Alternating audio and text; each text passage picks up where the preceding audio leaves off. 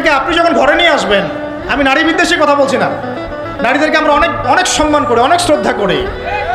আমাকে জন্ম দিয়েছেন একজন নারী, আমাকে দিনের পথে চলতে আত্মবিশ্বাস যোগায় পিছন থেকে ঘরের নারী যোগায় কি না?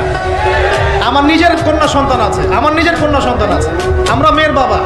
কিন্তু এখন যে টিকটক জেনারেশন মেয়েদেরকে আপনি তৈরি করছেন, ফোন হাতে তুলে দিয়ে ডেটিং করছে, বাইকের পিছনে ছেলের সাথে ঘুরছে, এখানে ওখানে ফ্রি ওপেন সেক্স করছে, কোনোদিন ধর্ষণের শিকার হচ্ছে, এই মেয়েদেরকে ঘরে নিয়ে আসার পরে এদের গর্ভ থেকে কি আপনি ইসমাইলের মতো সন্তান পাবেন?